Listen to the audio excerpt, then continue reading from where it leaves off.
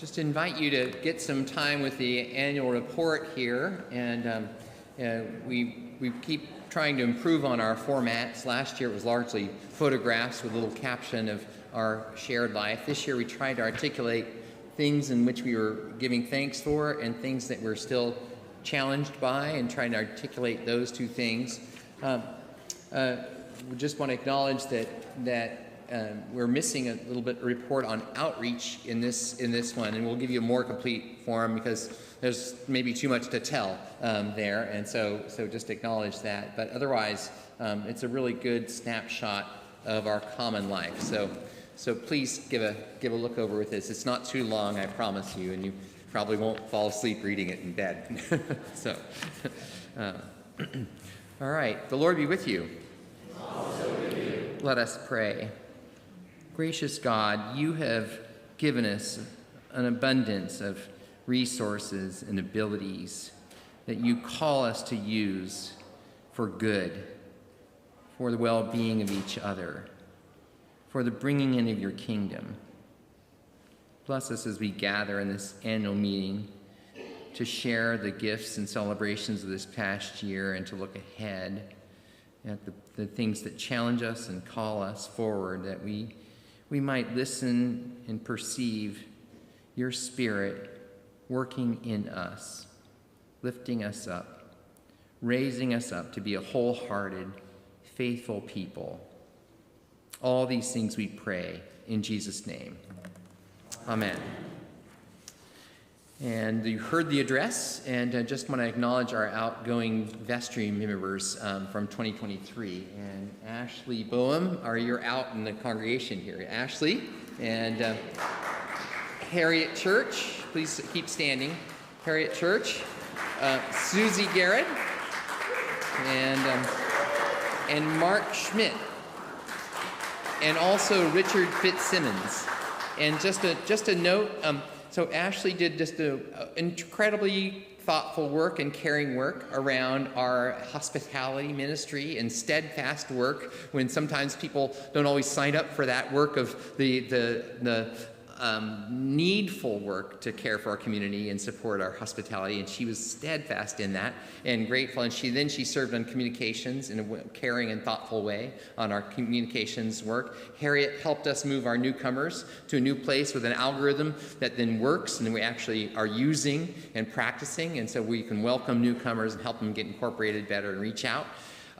Mark Schmidt, who's not with us today and moved largely to Savannah, but still sometimes joins us online. And Mark is really helped us get thoughtful about our financial life, and really help us start planning for the needs of our plant in the long-term future. Mark particularly called that into being in a way that was really good, and helped with all the things around our loan and transition that way to financial well-being. And then Susie as our senior warden, and just did tremendous work in helping the vestry really share its common life in a way that was just thoughtful throughout the whole vestry. She appreciated the gifts of each member of the vestry and gave access to documents and resources, and then lifted and raised up the whole vestry's organizational ability to get stuff done. We're getting more stuff done thanks to Susie's transition. She helped us move into and realize shared ministry in a new way. And so thank you each for that. And Richard, I want to thank you for your long service as registrar. And Richard is still serving as we are looking for a register for vestry, somebody who records the meetings and takes notes and gives those back. And so we're still looking for a new register. But thank you, Richard, for how many years of service as register? 12 years as register. So you can sign up. You can sign up for 1 year and try it out. Anyway. I'm so grateful for each one of you. There just was a thoughtfulness and care and collaboration in our vestry, and a shifting of, and somebody couldn't do something, somebody else stepped in, and so the spirit of the vestry is really strong and excellent. Thanks to all of you and the spirit you brought to it and your gifts. So thank you so much. We're really great space.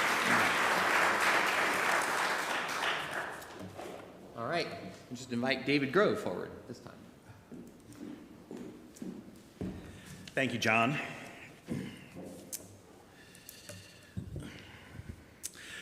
Well, good morning, and thank you for joining your vestry for our 2024 annual meeting, either those of you here in person or online.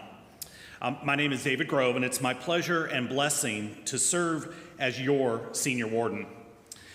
I'm even more blessed to follow in the footsteps of two prior senior wardens, Jason Crum in 2022, and recently Susie Garrett in 2023.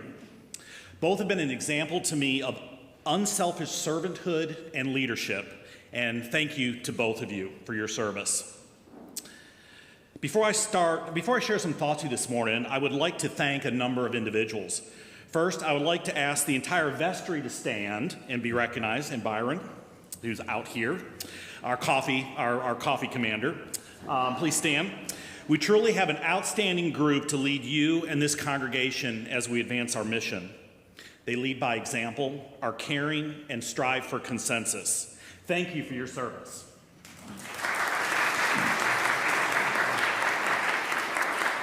Next, we are blessed as a congregation to have three talented priests, John, Ann, and Jackie, who is not with us today. I would like to personally thank John for his day-to-day leadership, both spiritual and administrative, as he leads our faith community. I am proud to be your partner. As John mentioned in this report, we also have a team of committed staff members who daily serve you. John recognized them. They are each cogs in the Holy Comforter machine that we could not run without them. As a community, we have a lot to be proud of. There is vitality in the air.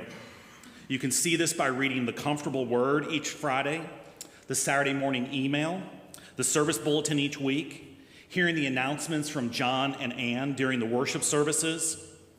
You can see the tables in the narthex, the activity in and on our 14-acre campus, and your review of the annual report. Please take some time to read this, and we'll make some additional copies, and this will be available online as well. Be proud of the work that you have done, and consider just one more thing in 2022 that you can contribute to the life of Holy Comforter. Well, what is your vestry focused on this year? As we look to 2024, we are building on the work of your prior vestries and taking two approaches, a tactical approach and a strategic approach. From a tactical perspective, we will build on what we have accomplished, specifically the four pillars of our Growing Our Faith, Family, and Future capital campaign.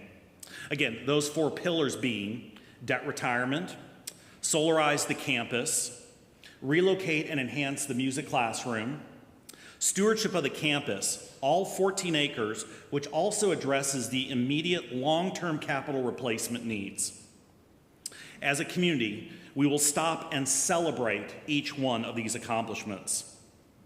Again, when we had the vision for the capital campaign, we had an aggressive goal to raise $1.25 million in honor of our 125th anniversary, asking each one of you to prayerfully consider a gift payable over 3 years, lasting from June of 2022 to June 2025.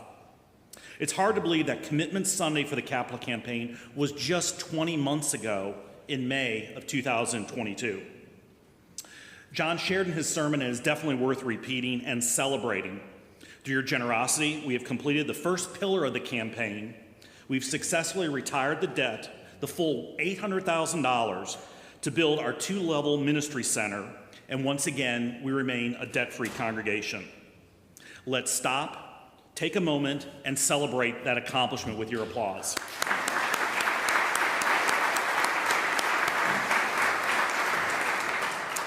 With the completion of the new addition, or the addition, that concludes, believe it or not, the 37-year master's plan.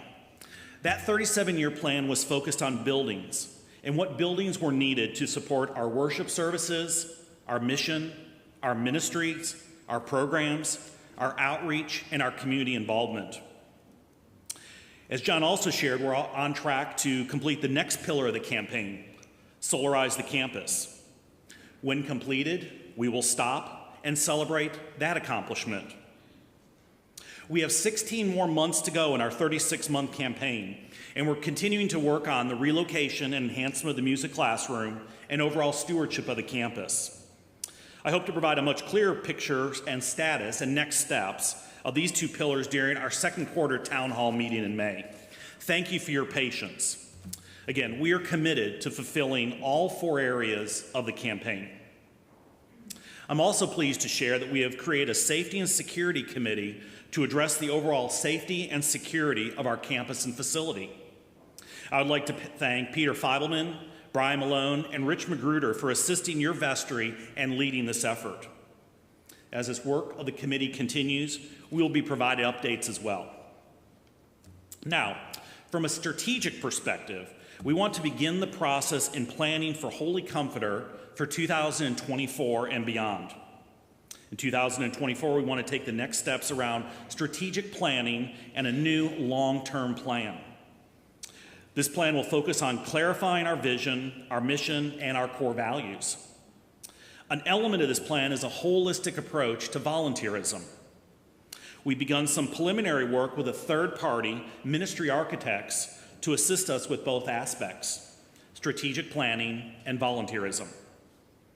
As we look toward the future, we have one more milestone that I would like to share with you and worth celebrating. As hopefully you've seen in the annual report, our total endowment has now reached the $1 million mark. What an accomplishment. I do want to wish thanks to both, yes, worth celebrating. I would like to thank Bob Bruce for his service as endowment chair over the past 3 years, and thank you to Luke Harris for his new role as the endowment chair. The endowment is another example of Holy Comforter's commitment to our future. In 2024, your vestry will continue to focus on communications, transparency, and volunteerism. As we move forward in 2024, your vestry will continue to work on, again, the two elements, both the strategic approach and the tactical approach. We look forward to providing additional updates through our monthly vestry corners and our town hall meetings. While your vestry is charged with the administration and governance of your parish, the heart and soul of Holy Comforter is our mission, our ministries, and our programs. We are pleased to share with you 6 different areas this morning, and thank you to Mary, Lisa, Andrew, Haley, David, and Norma for your words. As you can see from the agenda, we have time at the end for your questions and comments about anything that was shared here today or not shared. Thank you again for your time.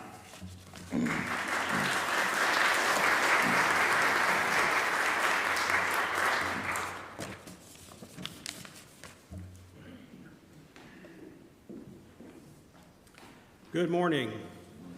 For those of you who don't know me, I'm Andrew Eastman, and I have the great pleasure of serving as the head verger here at Holy Comforter, supporting the clergy and parishioners who all are involved in our weekly worship activities. Worship at Holy Comforter takes a large cadre of volunteers, over 140 total. About 50 of those are youth, which is just wonderful. It's across 12 different ministry areas and supporting our clergy and parishioners.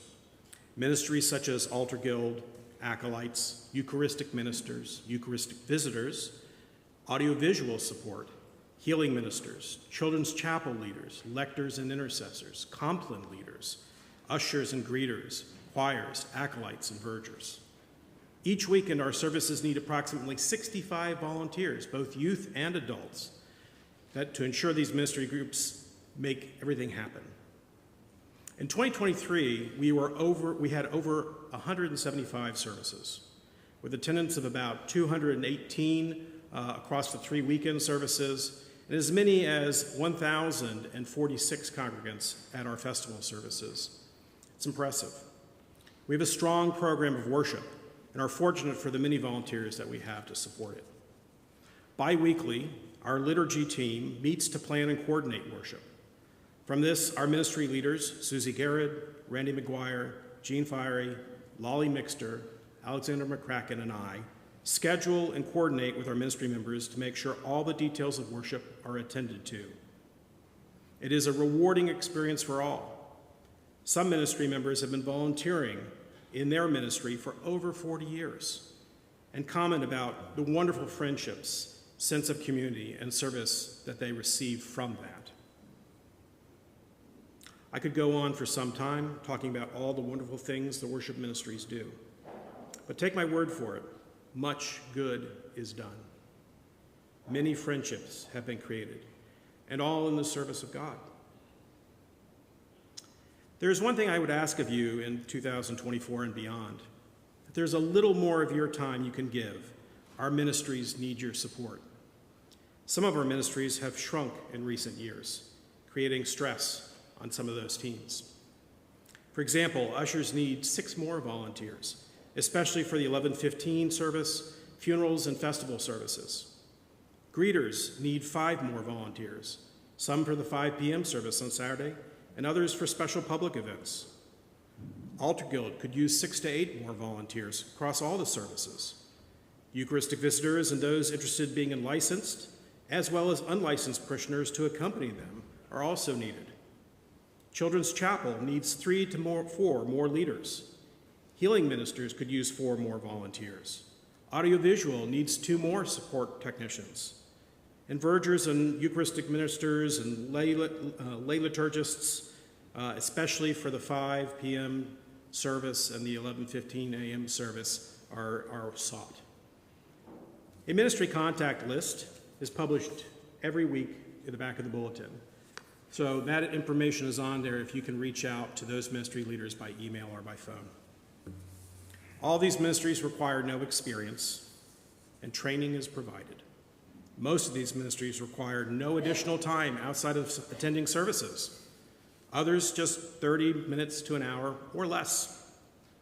I hope you'll consider how you can increase your role in our worship services and in turn deepen your spiritual experience. Thank you.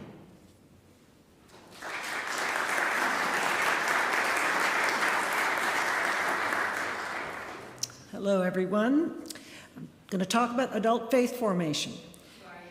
I'm Norma Williamson. I'm on the program.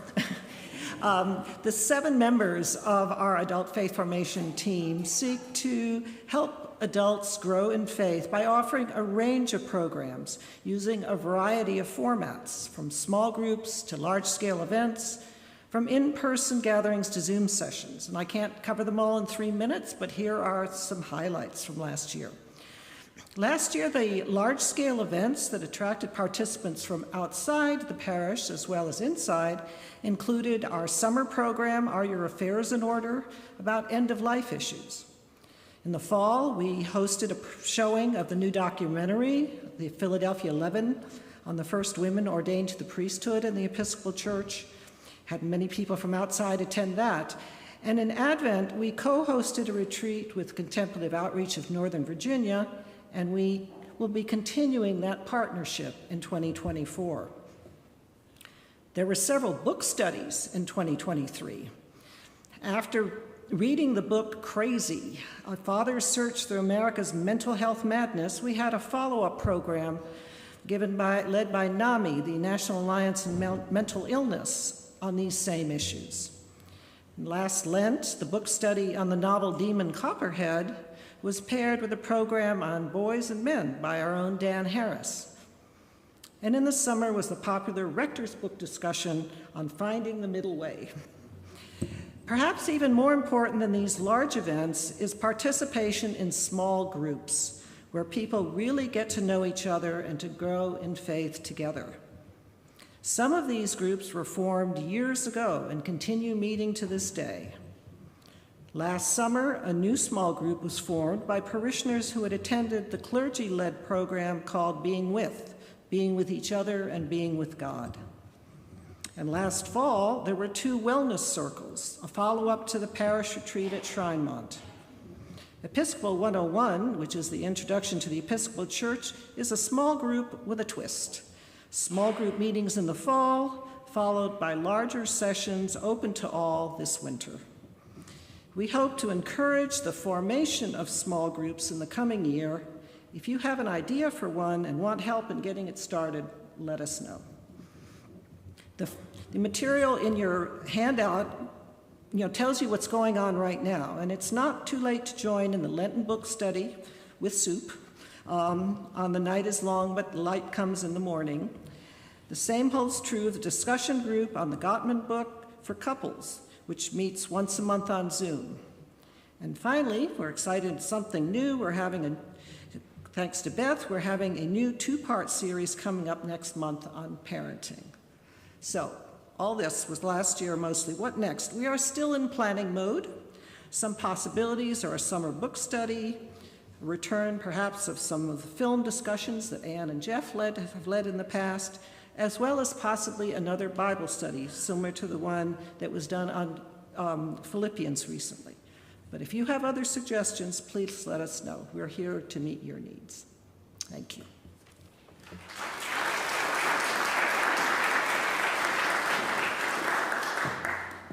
Good morning. My name is Lisa Curtis, and I'm going to talk to you about the Refugee Ministry.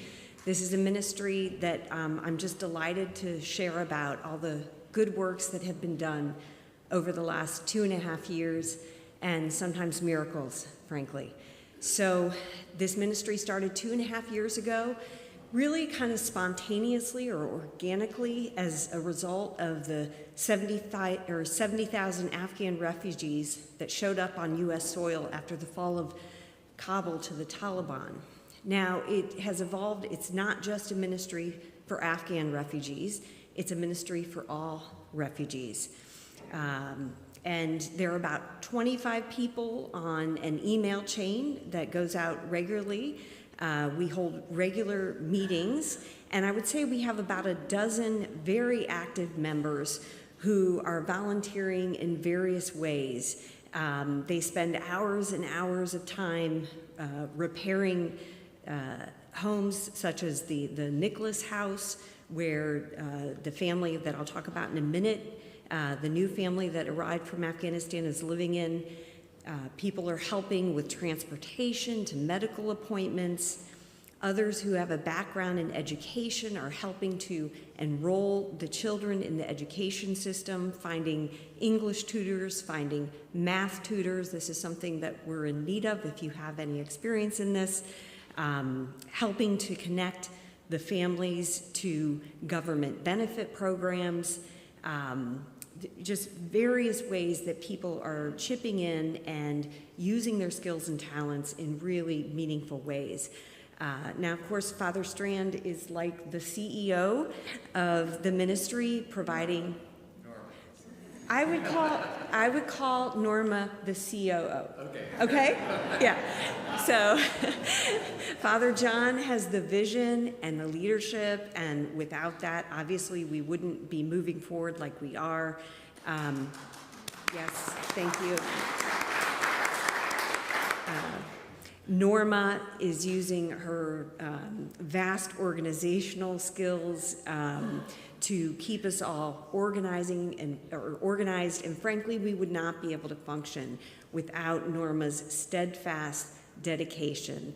And it has just been a personal joy for me to work so closely with Norma. I've known her over 20 years. I have long admired her leadership skills, but being able to work with her on a weekly, sometimes daily basis, and seeing that leadership in action has been a blessing for me. So please, let's also give a hand to Norma.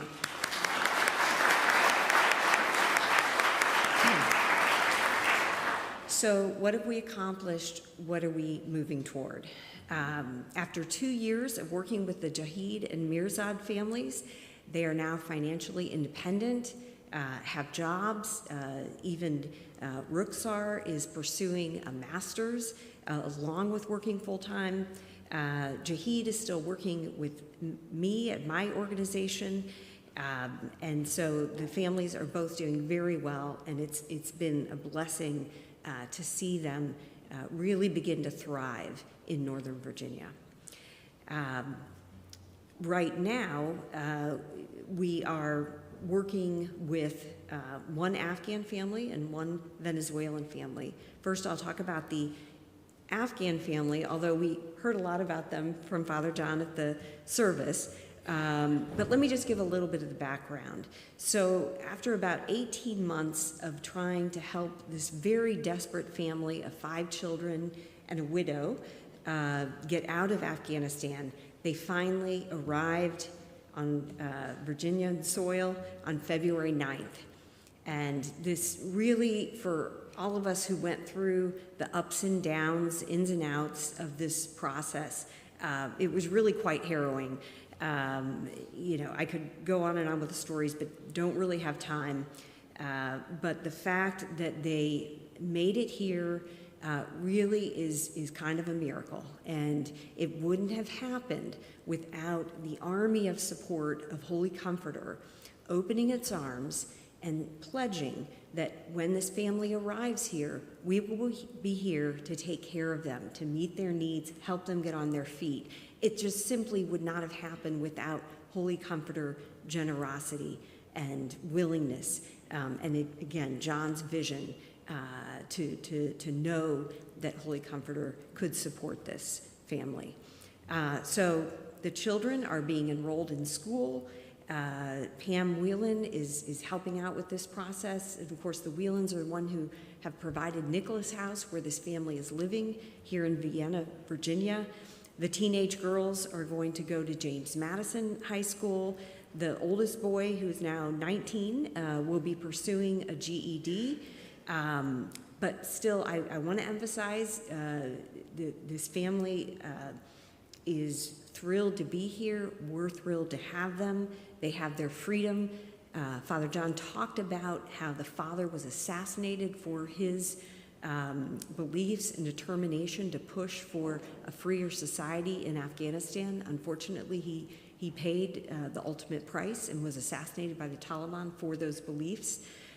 He's considered a hero in Afghanistan, but still, the family is careful in terms of social media and those issues.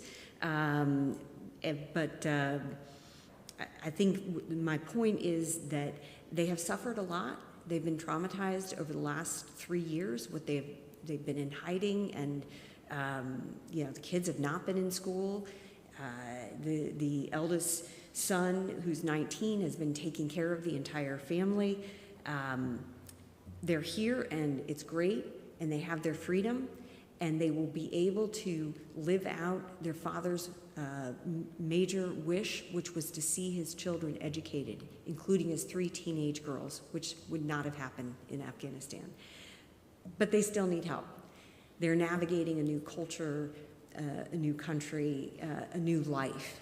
And so, if you have any skills or talents you think you can donate to this ministry, I would just urge you to do so. The second family I want to talk about are the Puertas. And this is a family that Rogelio, I see him out in the pew there, has been instrumental in helping this family. And they lived temporarily in Nicholas House, but when they needed to be evacuated, or vacated, not evacuated, for the menopause, Rogelio and the ministry helped them find an apartment near Fairfax Circle. So that was a very stressful time. It was also right before Christmas. So a lot of people took a lot of time out of their lives at a very overall busy time for everybody. And we recently received the good news that the Puertas have been granted temporary protected status here in the United States, which is great, and that means that they can work legally. They have Social Security numbers. And since the work authorization includes a picture ID, they can open a bank account, which was not possible in the past and is a big deal.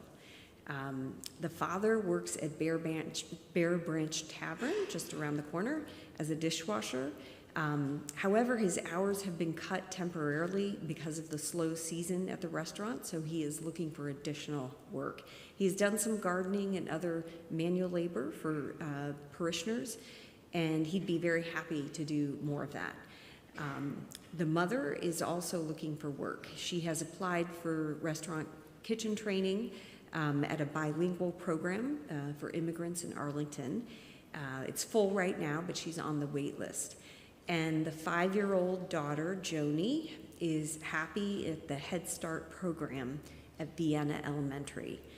So let me just wrap up by saying that this ministry is changing lives, and it's just such a clear example of God using the ministry, the people that are dedicating their time to it as his hands and feet to bring the kingdom of heaven here to this world. And it's been just a blessing to be part of it, and just am grateful for the leadership from Father John, Norma, and just all the dedicated people who I can't begin to name, but I know you're sitting out there right now. So thank you. Thank you.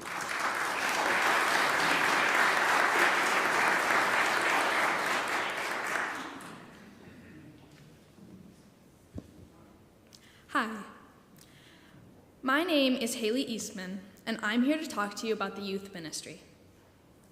I've been a member of the youth ministry since 7th grade. I've traveled on 2 mission trips, will be 3 this year, and have volunteered for countless events such as pancake breakfasts, car washes, adult proms, youth services, and more. I'm also an acolyte, a Eucharistic minister, and a lesson reader. My main focus for today is the accomplishments of the youth ministry in 2023. Of all the events at church, such as facet deliveries, fun youth activities, and our mission trip, the biggest accomplishment of 2023, in my eyes at least, is our annual mission trip to Puerto Rico last summer. This was our 2nd trip to Puerto Rico, and I'd say it was very successful in the terms of the goals we set for ourselves. We were there for a week and gave back to our community as a church. We visited people who were affected by the hurricanes that hit Puerto Rico in years prior and helped them with maintenance on their homes. We not only helped the families, but we made friends with them and strengthened the friendships we had within our youth group also. I thought the experience was phenomenal, and I am so grateful for the opportunity of traveling to a new place, getting the chance to help people in need while also having fun with my friends at church. Another accomplishment of 2023 is all the fundraising we did for the mission trip. We had to raise lots of money as a group to make this trip possible. We had events like the car wash, the pancake breakfast, the adult prom, the green sale, and the bake sale. Thank you so much for supporting us, and thank you for your generosity. And I hope to all see you at the 007 Casino Dance this Saturday night. Shameless promo. Yes, these things raised money, but they also strengthened the youth group at the same time. We had worked as a team, brainstormed, planned, and put in physical effort, but we also had fun. We have it pretty good here in Northern Virginia, and it really opens your eyes when you travel to a place like Puerto Rico to help those less fortunate. It was amazing to see our ability as teenagers to be positive and bond with others in all situations. Aside from the accomplishments of 2023, I want to share with you my goals for the youth in this coming year. I hope that we keep the tight-knit bond for all the youth while we carry out our next missions. I'm also looking forward to be part of another successful mission trip. Having gone on the trip before, I am thrilled to watch the experiences of the first-timers as they open their minds and help the members of the community. Another goal of mine is that we increase the number of members in our youth ministry. I encourage everyone to spread the word on the amazing group of teenagers that we have and the amazing community that we have built. Thank you.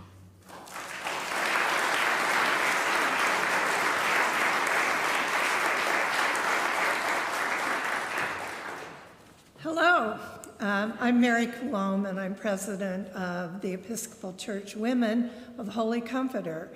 All of the women here and all the women of the church are members of the Episcopal Church Women. ECW is what we call it, whether you know that or not.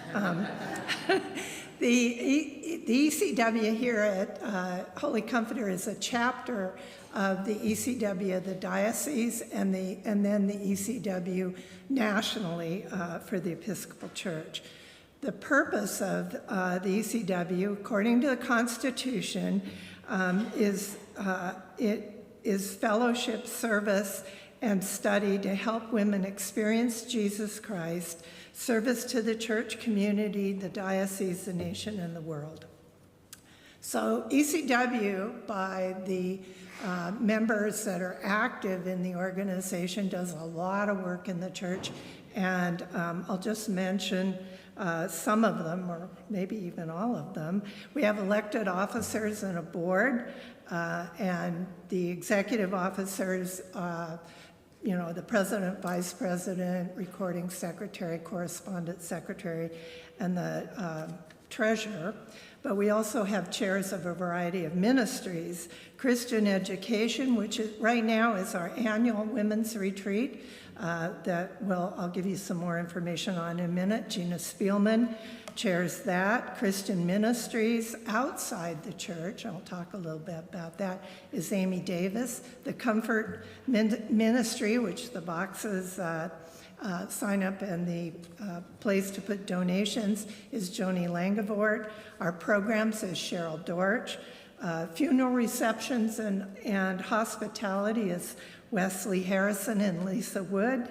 ECW Hospitality, which we help with other receptions, Pat Bruce and Lauren Bain. Prayer Shawl, Linda Bailey Beck. Publicity, Cassandra Bosco. UTO, Shelley Malone. The Guild of Christ, which gives prayer books and crosses to our confirmands, is Kathy Orchard Hayes. Coffee Hour Supplies, Kathy Orchard Hayes, and a rep on the Newcomers Committee, which is Pat Bruce. So all of those chairs organize activities around those missions each year. We also have a whole nother piece of ECW, which is not directly linked, but is directly linked, and that's the operation of Pennywise Thrift Shop. Pennywise Thrift Shop is an independent organization that has its own charter, bylaws, constitution, but the money, the net income that's raised by Pennywise Thrift Shop is given to the ECW, and the ECW distributes that money across ministries in this church as well as charities outside the organization. Pennywise Thrift Shop was started 60 years ago by Lil Croy and has been operating nonstop since. So let me just mention the financial side of this because I think it's really important. From June 1st, 2023 to May 30th, 2024, the ECW has budgeted, based on income from the Pennywise Thrift Shop, $129,000. That's our total budget. Of that, $85,000 already has been or will be contributed to 32 separate ministries here within the church, including a $30,000 pledge, a $5,000 donation to the Capital Fund, the Altar Guild, the Senior Saints, whole list of them. Then there $45,000 will be distributed to a variety of charities outside the church, including Five Talents, the Committee Helping Others, Stassets, Lamb Center, Polaris, which we added this year as a human trafficking charity, Shepherd Center. There are 21 separate programs and charities that $45,000 will be distributed to. So it's a major activity of the ECW and the collaboration with the Pennywise Thrift Shop. Accomplishments last year.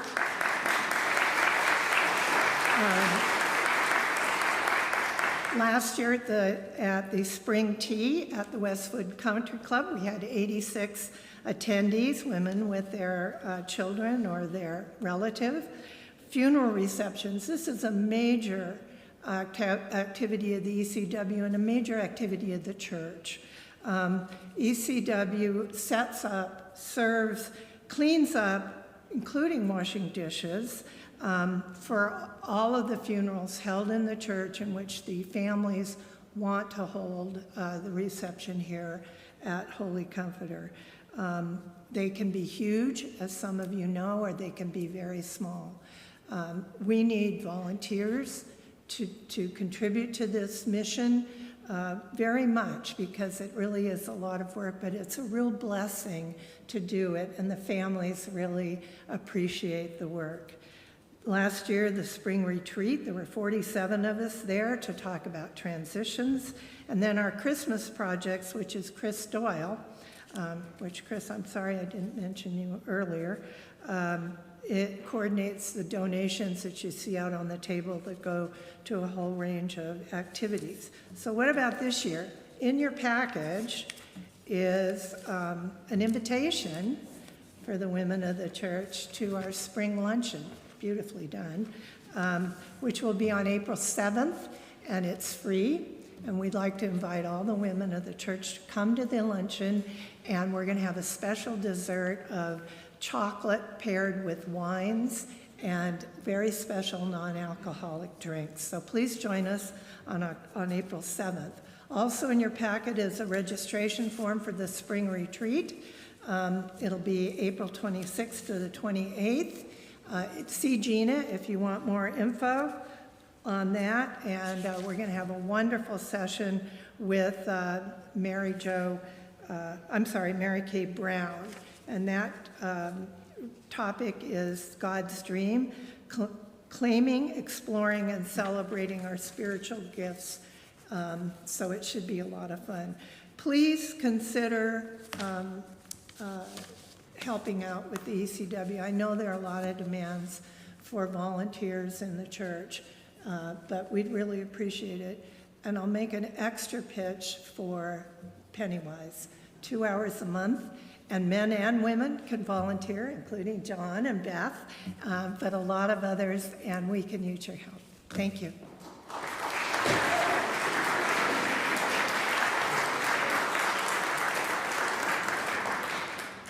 Pennywise is like the Friends bar, you know.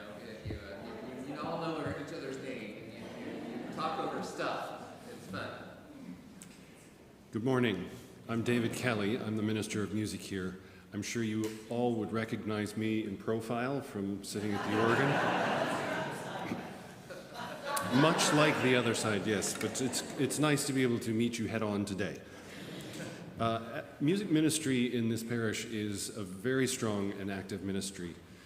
You've all heard the phrase preaching to the choir. That comes from the fact that in many places choir members tend to be active and have their fingers in lots of different pots.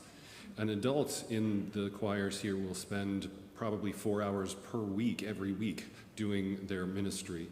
A chorister could be as young as 8 years old and would spend 3 hours a week here. If you're 8 and are willing to spend 3 hours in church, I think that's probably a good ministry. So I'm very pleased about that. 2023 was a good year for the choirs. A couple of highlights. The Lincoln Pilgrimage, where the choir was in residence at Lincoln Cathedral in England, finally happened over the summer, last summer, after many years of preparation and lots of delays. And that was a great gift to all those people that went.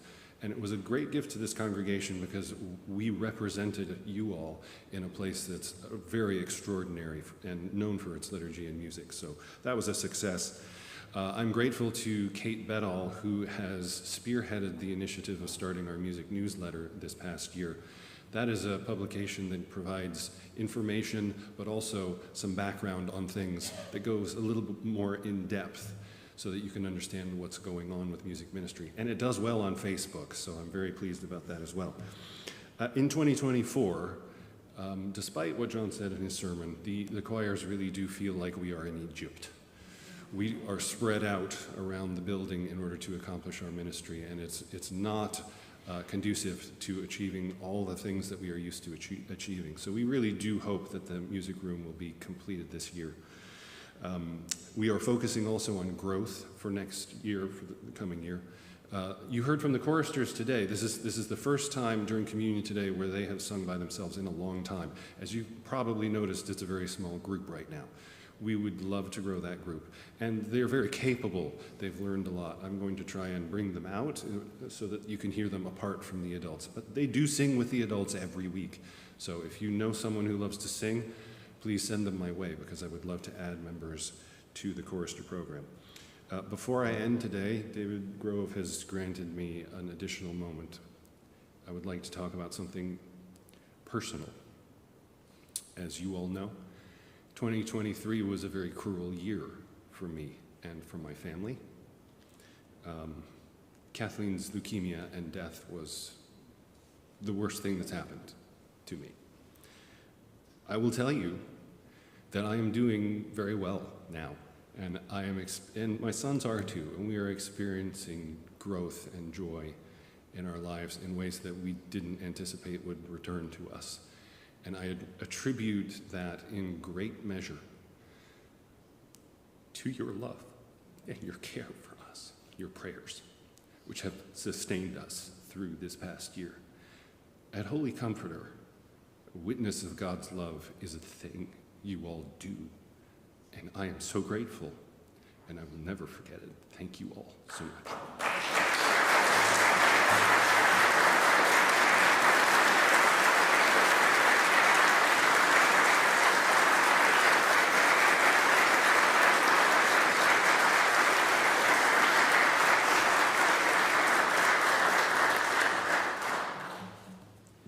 Good morning. I'm Peggy Miller. I have several strikes against me already. David already warned me that I was going to follow that. Also, I guess we saved the best for last. Also, the canons require this, so sorry. Every year. I want to talk about our financial position for the church.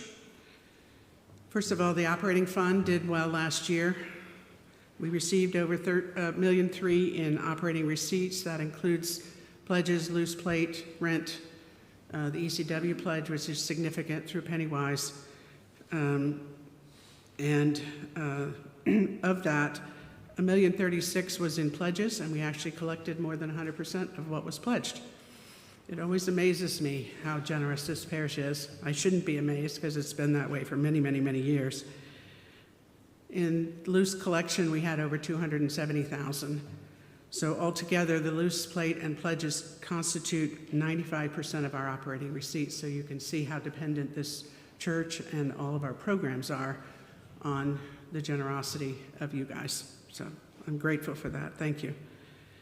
Rental income is still down, but we've been able to rent our facilities a little bit more now that we're coming out of COVID, and we hope that that will continue. There is a group who's going to be working on that, so we'll see. Hopefully we can get more use out of that beautiful ministry center we have. Pennywise has been able to open up more fully as well, and we have benefited from that, because as their income rises, they give it to us. So as Mary mentioned, the vast array of gifts that they give to the various ministries here at Holy Comforter is spectacular. Independent of the operating budget and through parishioner generosity, we raised over $2,000 for our hypothermia shelter, and we were able to donate over $1,300 to the Bright Paths school drive, school supplies drive, which was awesome last fall. And that's all in continuing to help care for the neediest.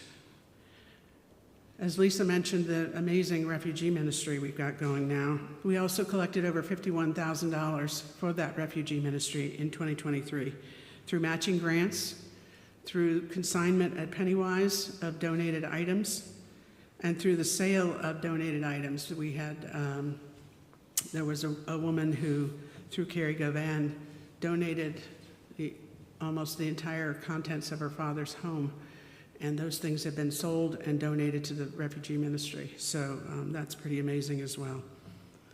Our operating expenses were just over $1.3 million as well. So the bottom line was a surplus of about $15,000, a little over $15,000.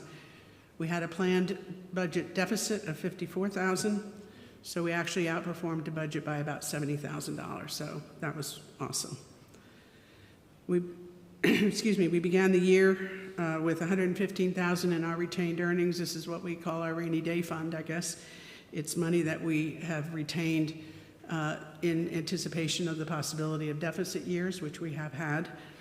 And so we add the surplus to that from last year, and now we're at about $130,000. So we have a little safety net there. For 2024, we budgeted, our budget is based on pledges of $1.2 million, and we haven't gotten there yet. We're at $1.073 million, so we have a little ways to go.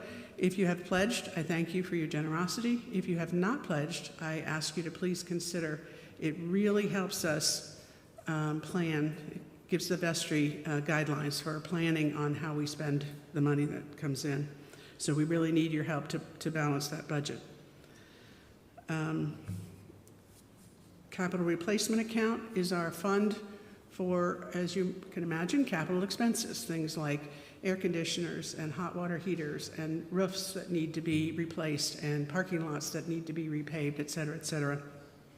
We began the year with $102,000 in that account. In 2023, we added $10,000 to it from the operating budget. And we also added just over $23,000 from the endowment to help us defray the cost of the new HVAC system we have installed here for the sanctuary. That HVAC system cost us over $64,000. So you can see it's expensive. We have an aging plant, and we really need to pay attention. One of the vestry and finance goals for this year is to see how we can increase this capital replacement account so that we do have the money when we need it for some of these major expenses. We also paid for a new hot water heater for just over $7,000, and we've ended the year in the capital replacement account at just over $65,000. So it's pretty low right now. Hopefully that will change. And our building fund, this is the money that comes in from the capital campaign. You've heard a lot about it already. I was very impressed with John's burning of the note. And all I could think of was, we finally paid off our debt, and now we're going to burn down the building. I didn't know that was going to happen, so I'm glad I didn't have to worry about that.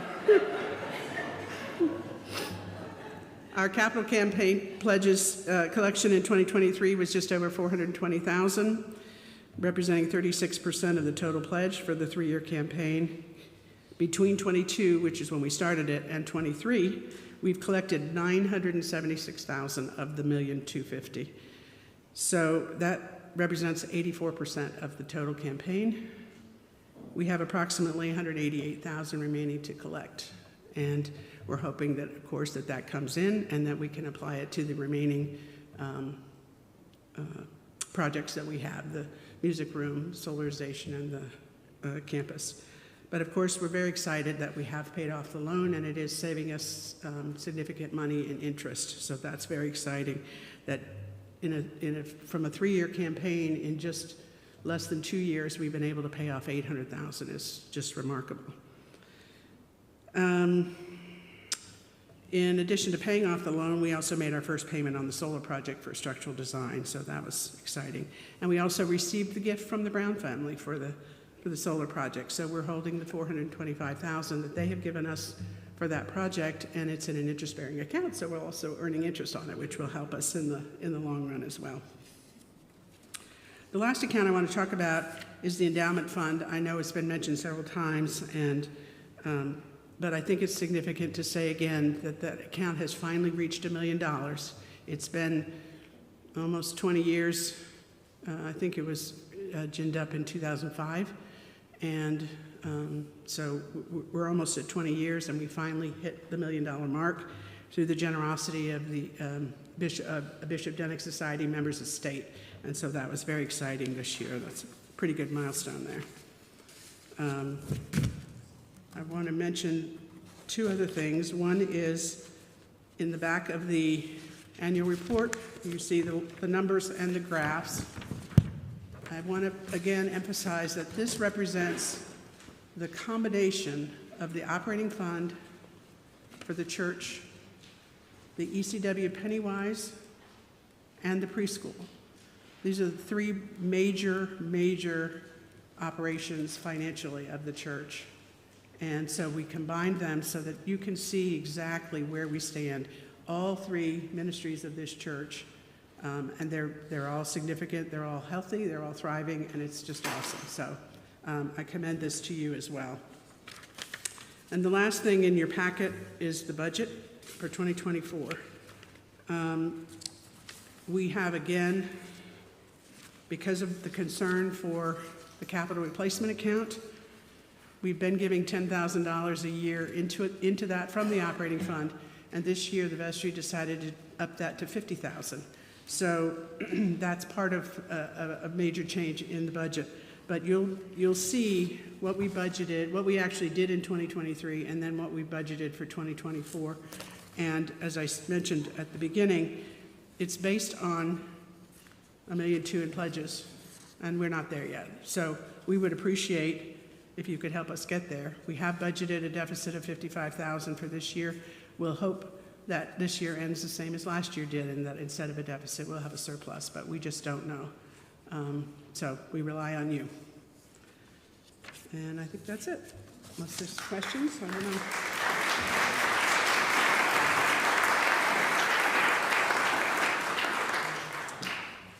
Thank you, Peggy, and let's have another round of applause for our program speakers.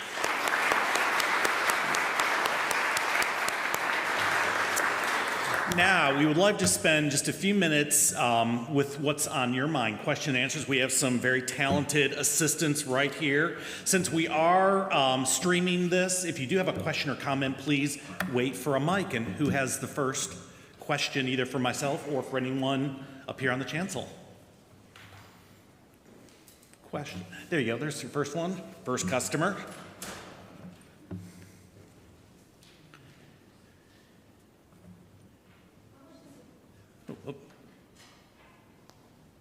How much does it cost to rent the ministry center by an outside group? Great question. I don't have that from memory, but I bet Peggy Miller does. Thank you for asking.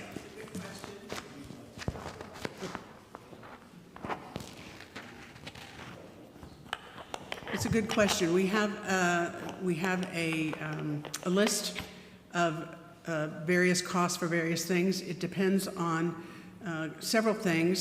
Some of it depends on if you're a parishioner, you get a discount. If you're not a parishioner, you generally don't get a discount. It's also, there's an hourly rate with a minimum, so I think it's a minimum of 4 hours. And I tell you the truth, I don't have that off the top of my head. I want to say $700 or $800 for 4 hours.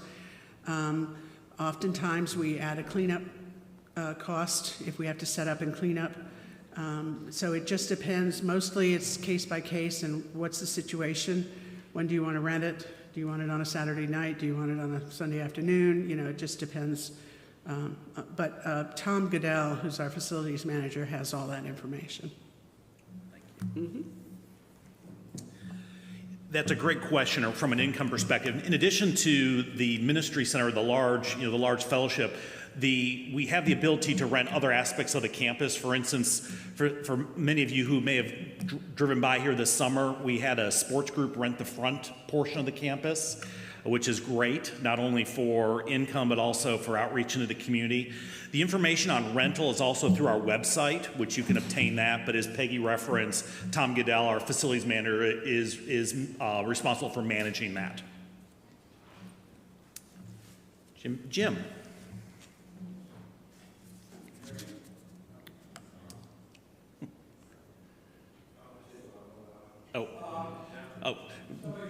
For online. Thanks. How's this? Perfect. Some of you may know that I'm one of the token males with Pennywise. Mary says no, but I have a request. I worked yesterday and we're very low on grocery bags. If just remember that, and we're looking for the ones that really have handles on them, like Whole Foods or Giant has. And there is a plastic tub in the narthex that you can place them in.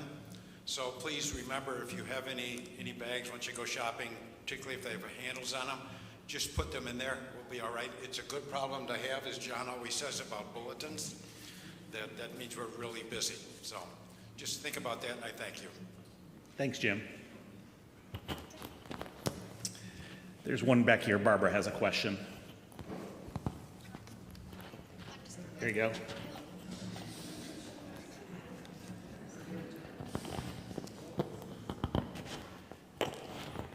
So this is not a question, Great.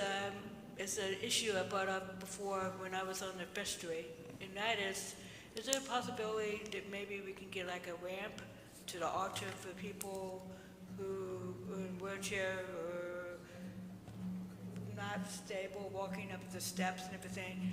I know that I lost the battle previously, and I don't have a complete answer, but I know with like 3D printing that you can actually print like a ramp. I'm thinking like looking at the situation now, like between the piano or where there'd be a separate stream of traffic. You know, we don't want to stop the flow of bureaucrats and everything, but if there's a way that they can come to the end of the altar where they can just receive communion and they can come down the ramp that way. Anyway, this is a coordination of a lot of people, but I think it's worth waiting again. So thank you. Thank you.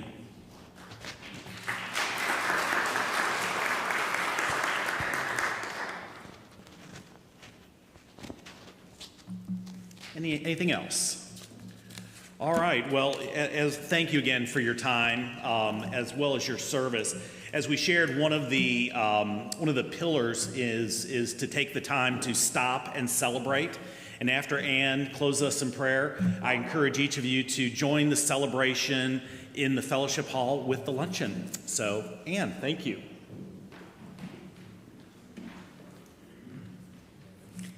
Let us pray.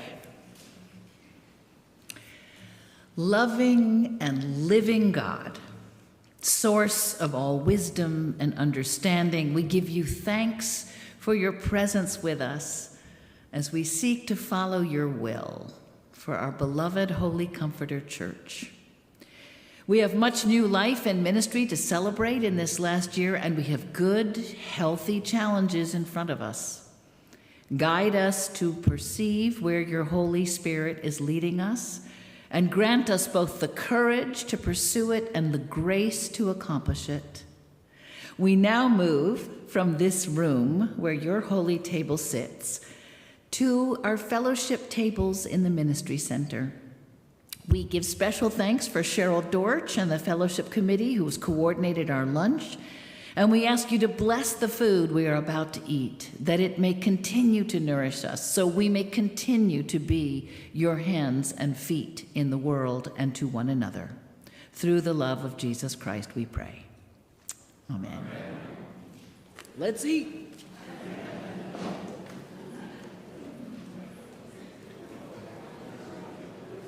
Help us if you can decide on a name for the hall, our ministry center, and please see that as a way to fill that out.